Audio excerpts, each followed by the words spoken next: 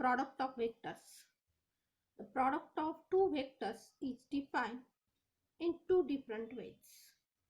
One form of product results in a scalar quantity while other form gives a vector quantity. आपल्याला आता पुढचा point बघायचा आहे, व्हेक्टरचं product करायचा, गुणाकार करायचा आणि हा गुणाकार आपल्याला दोन प्रकारे करता येतो. So product of two vectors is defined in two different ways. दोन प्रकारे तो आपल्याला करता येतो. कसा? One form of product result in a scalar quantity. एक प्रकार जो आहे तो कसा आहे तर स्केलर क्वांटिटी तयार होते. म्हणजे दोन व्हेक्टरचा प्रॉडक्ट जर केला तर त्याची स्केलर क्वांटिटी म्हणजे एक नंबर येतो, रियल नंबर येतो. While the other gives a vector quantity. तर दुसरा प्रकार जो आहे त्यामध्ये आपण जर प्रॉडक्ट केला दोन व्हेक्टरचा तर आपल्याला पुन्हा एक व्हेक्टर मिळतो. म्हणजे एका प्रॉडक्ट मध्ये आपल्याला एक व्हेक्टर मिळतो तर दुसऱ्यामध्ये आपल्याला एक स्केलर मिळतो. मग ते बघायच्या आधी आपल्याला बघायचा आहे एक पॉइंट महत्वाचा, अँगल बिटवीन टू व्हेक्टर्स.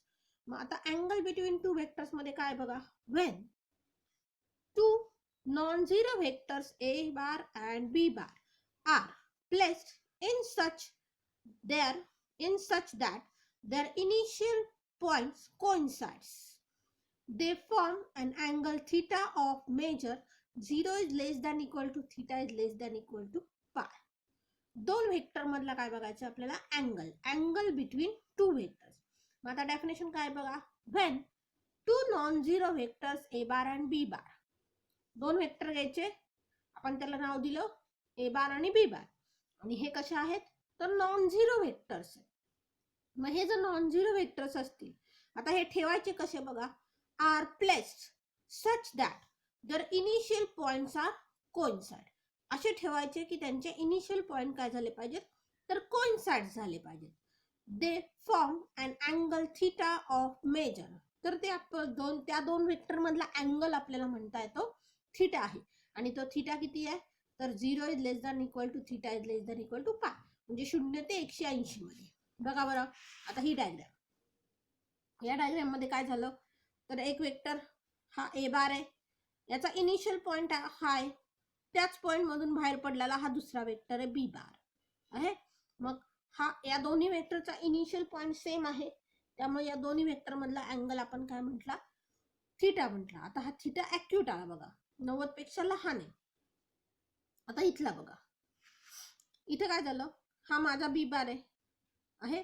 आता कंडिशन काय सांगते, देयर इनिशियल पॉइंट कोइन्साइड, त्यांचे इनिशियल पॉइंट कोइन्साइड झाले पाहिजे.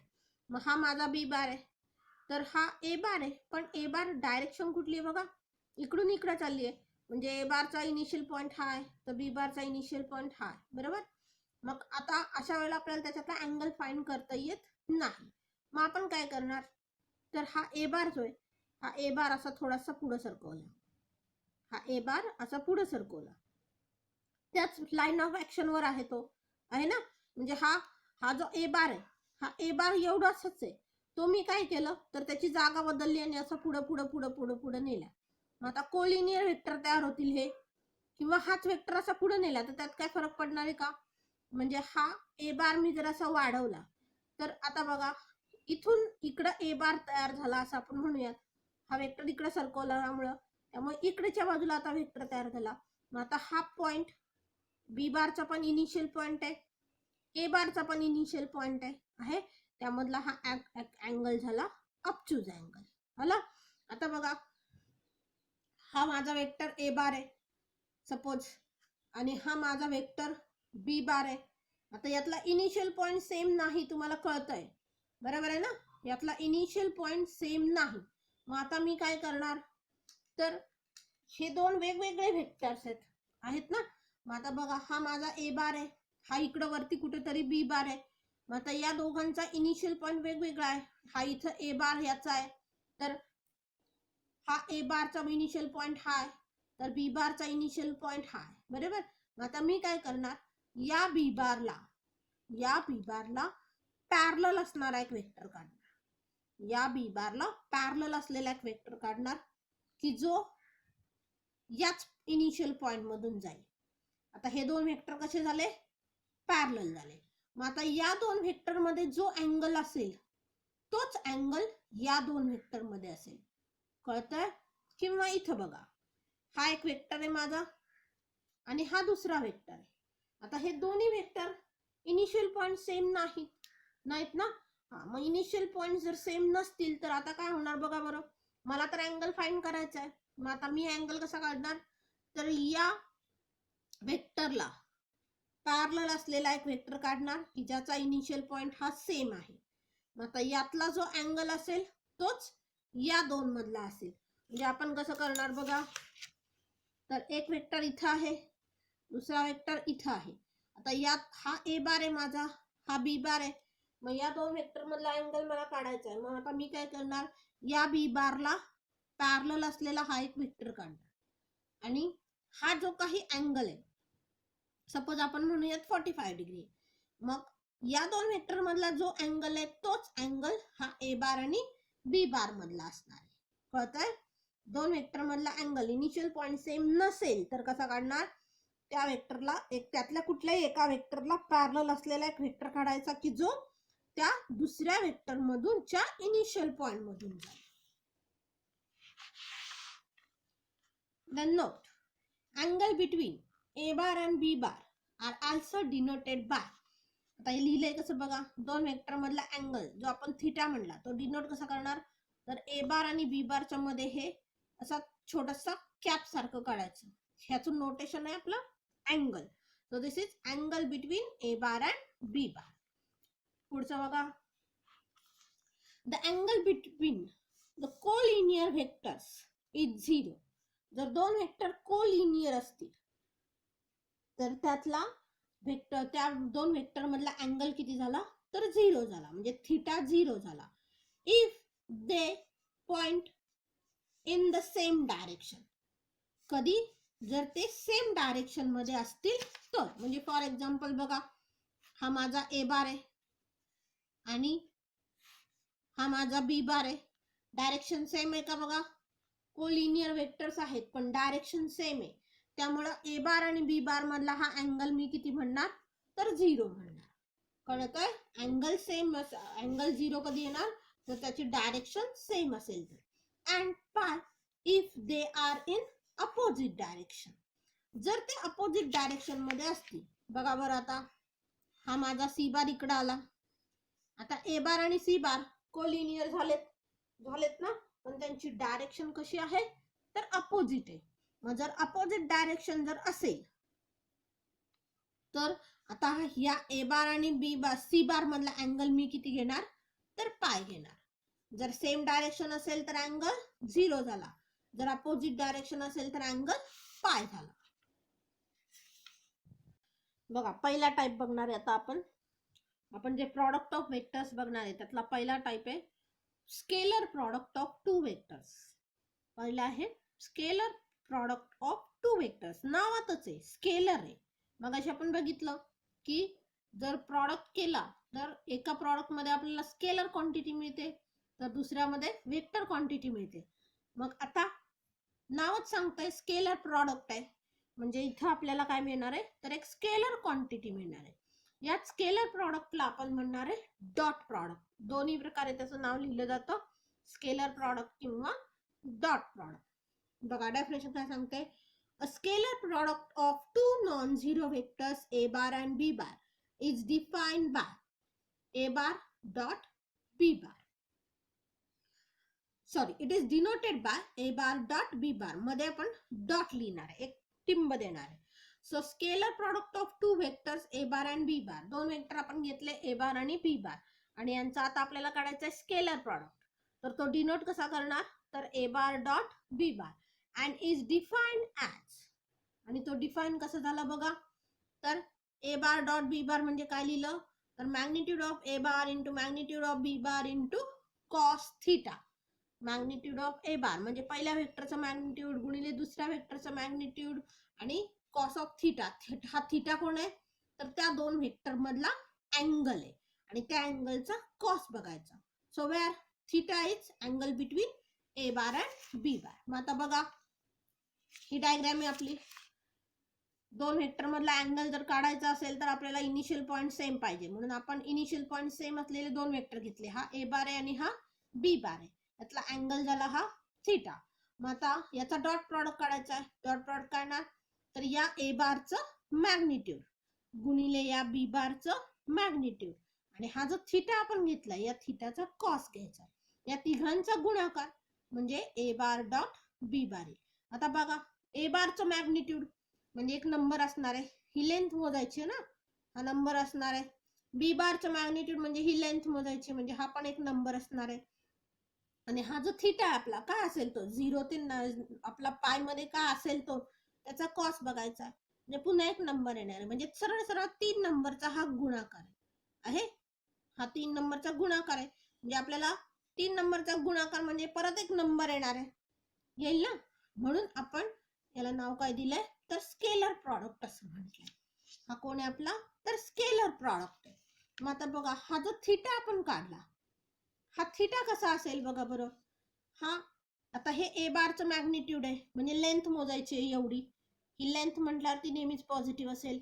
हे बी बारचं मॅग्निट्यूड आहे म्हणजे लेंथ मोजायची आहे ही पण नेहमी पॉझिटिव्ह असेल. या ज्या दोन व्हॅल्यूज आहेत कुठल्या कुठल्या तर मॅग्निट्यूड ऑफ ए बार आणि मॅग्निट्यूड ऑफ बी बार हे नेहमीच पॉझिटिव्ह असणार आहे. फक्त कॉस थिटा आपल्याला चिन्ह सांगणार आपला, आपण मायनस आहे की प्लस लिहिणार आहे. कारण हे स्केलर आहे म्हटल्यावर रिअल नंबर आहे म्हणजे तो एकतर पॉझिटिव्ह असेल किंवा निगेटिव्ह असेल ना तर 0 पण असेल. पण त्याचं जे चिन्ह आहे ते चिन्ह कशावर ठरणार आहे तर याच्यावर ठरणार आहे, कॉस थिटावर ठरणार. बघा A bar dot B bar is a real number. तो काय येणार आहे तर एक रिअल नंबर येणार आहे. दॅट इज अ स्केलर म्हणजेच एक स्केलर असणार आहे. Therefore it is called scalar product.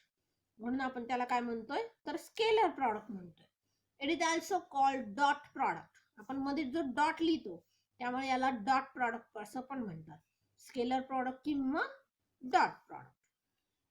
याची डेफिनेशन काय magnitude of a bar into magnitude of b bar into cos theta where theta is angle between two vector.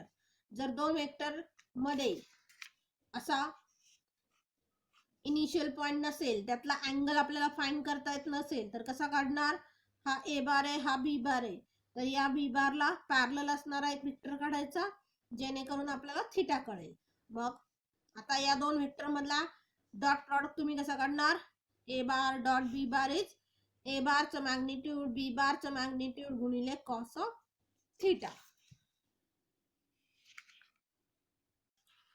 काही note बघायच्यात आपल्याला. या नोट आपल्याला एक्झाम्पल सोडवताना उपयोगी पडतात. बघा पहिली नोट आहे if either a bar equal to 0 or b bar equal to 0 then theta is not defined. जर दोन वेक्टर आपल्याला डॉट प्रॉडक्ट काढायला दिले आणि त्यातला एखादा वेक्टर जो 0 वेक्टर असेल, 0 वेक्टर म्हणजे त्याचं मॅग्निट्यूड 0 झालं बरोबर आहे ना. हा तर काय होतं थिटा इज नॉट डिफाइंड.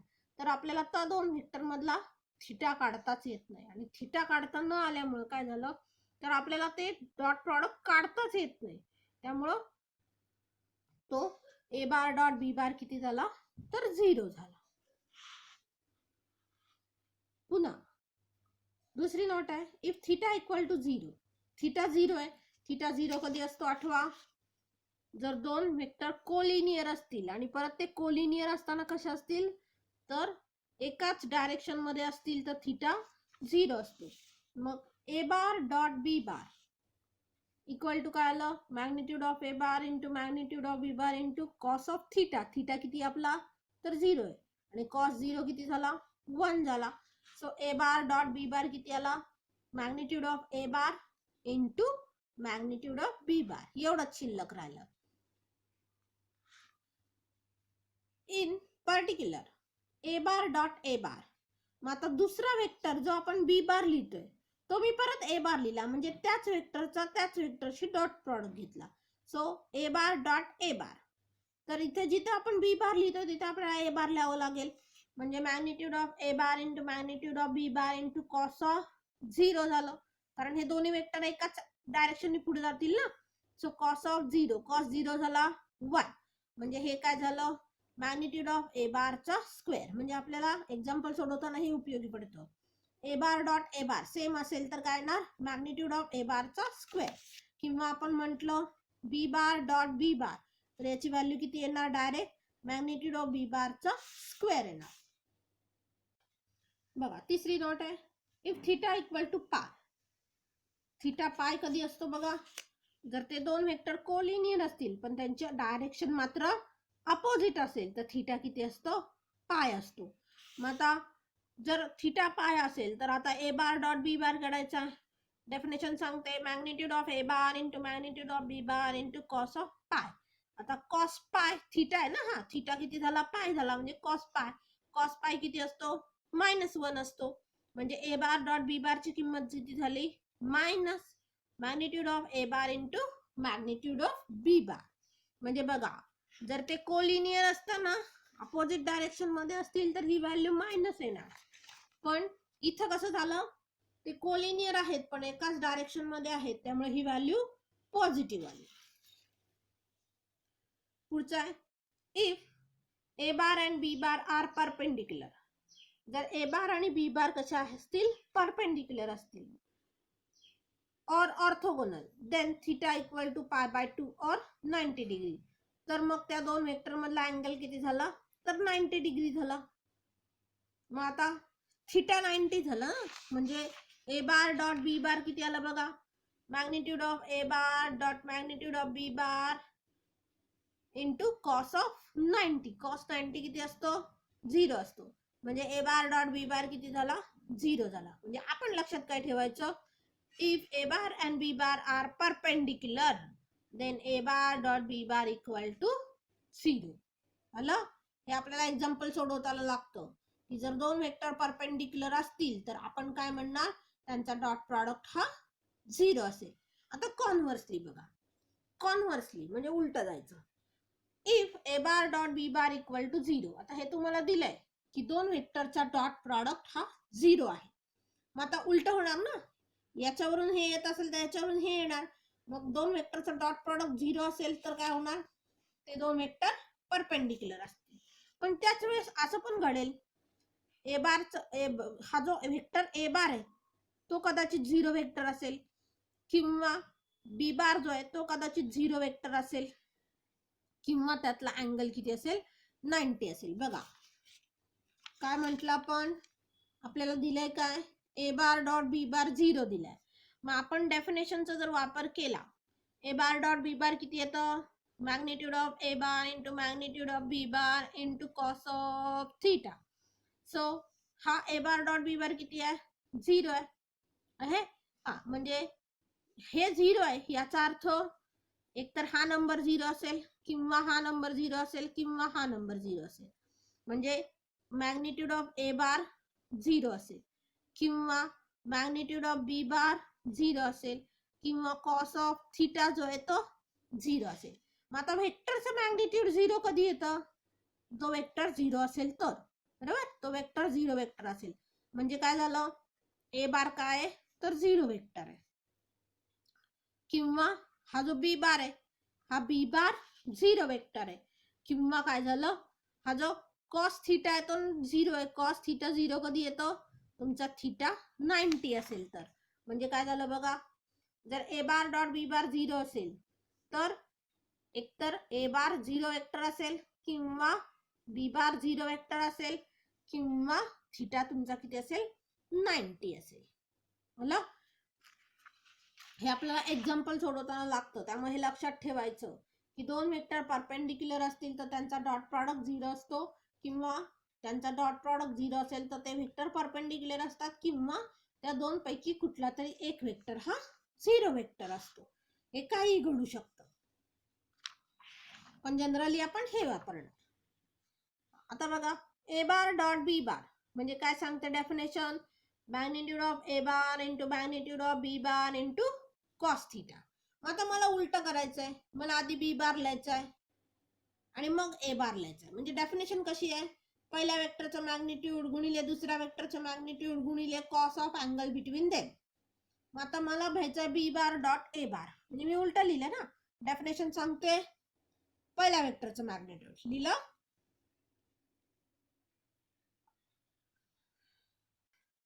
हे पहिल्या वेक्टरचं मॅग्निट्यूड झालं, गुणिले हे दुसऱ्या वेक्टरचं मॅग्निट्यूड झालं, गुणिले cos of angle between them. जर ए बार आणि बी बार मध्ये थिटा अँगल असेल तर या बी बार आणि ए बार मध्ये सुद्धा तेवढाच अँगल असणार आहे, बरोबर आहे ना. म्हणजे हे B magnitude of B bar into magnitude of A bar into cos theta, आणि हेच म्हणजे कोण आहे तर ए बार डॉट बी बार आहे, हीच व्हॅल्यू आहे. फक्त या दोन व्हॅल्यू आपली जागा बदलतायत, गुणाकार तर तेवढाच येणार आहे. म्हणजे झालं काय तर A bar dot B bar equal to झालं बी बार डॉट सी बार. म्हणजेच काय झालं तर डॉट प्रॉडक्ट कम्युटेटिव्ह झाला. म्हणजे एक्झाम्पल सोडवताना कधी कधी आपल्याला असं करावं लागतं, ए बार डॉट बी बार असेल तर त्याच्या जागेवर आपण रिप्लेस काय करू शकतो तर बी बार डॉट ए बार. किंवा एखादं गणित सोडवतोय आपण आणि आपल्याकडे अशी स्टेप आली, A bar dot B bar for example C bar dot B bar आणि minus B bar dot A bar. मग आता हे दोन्ही सेमच असणार ना, ए बार डॉट बी बार जेवढा आहे तेवढाच हा असेल कारण याची व्हॅल्यू सेम असते. मग जर ह्याच्या जागेवर आपण असं लिहिलं ए बार डॉट बी बार आणि हा ए बार डॉट बी बार हे कॅन्सल होतात, म्हणजे शिल्लक राहिलं फक्त C bar dot D bar. किंवा ही स्टेप जरी नाही लिहिली तरी डायरेक्ट हे कॅन्सल होऊ शकतं कारण डॉट प्रॉडक्ट काय आहे कम्युटेटिव्ह आहे. हॅलो पुढे बघा, dot product is distribute over vector addition. हा जो डॉट प्रॉडक्ट आहे तो डॉट प्रॉडक्ट हा व्हेक्टरच्या ऍडिशन वर डिस्ट्रीब्यूट होतो. म्हणजे आपण काय करणार पहा बरं, तर तीन व्हेक्टर आहेत आपल्याकडे ए बार बी बार आणि सी बार, आणि हे तीन व्हेक्टर मधल्या बी बार आणि सी बारची आपण ऍडिशन घेतली म्हणजे आपल्याला एक व्हेक्टर मिळणार आहे. ही जी ऍडिशन असणार आहे हा एक व्हेक्टर असणार आहे. मग हा व्हेक्टर आणि या व्हेक्टरचा डॉट प्रॉडक्ट घेतला ए बारशी, म्हणजे ए बार डॉट हा नवीन व्हेक्टर आहे बी बार प्लस सी बार. तर हा जो डॉट प्रॉडक्ट येतो हाच डॉट प्रॉडक्ट एवढा येतो. किती बघा, तर सरळ सरळ गुणाकार केलाय आपण, ए बार डॉट बी बार इथं लिहिलं, मधलं टर्म मध्ये दिलं आणि ए बार डॉट सी बार, म्हणजे सरळ आपण जसं गुणाकार करतो नॉर्मल नंबरचा तसंच आपण इथं केलंय. फक्त गुणाकाराचे सिंबल ऐवजी इथं काय तर डॉट आहे. म्हणजे आता हे एक्झाम्पल मध्ये आपण कसं वापरणार बघा बरं, सी बार डॉट आहे आणि ए बार प्लस बी बार आहे, तर मी हे कसं लिहू शकते C bar dot A bar plus C bar dot B bar, बरोबर. आता मी हे चुकून असं लिहिलं तर चालेल का बघा बरं, हे जे हे लिहायचं होतं त्याच्याऐवजी मी असं लिहिलं ए बार डॉट सी बार, चालेल ना. का चालेल तर डॉट प्रॉडक्ट इज कम्युटेटिव्ह, जेवढं याची व्हॅल्यू येणार आहे तेवढीच याची व्हॅल्यू येणार आहे. पुढचं बघा, if A bar B bar are vectors, दोन व्हेक्टर घेतलेत आपण ए बार आणि B bar, and M N are scalars, आणि दोन कॉन्स्टंट घेतलेत एम आणि एन.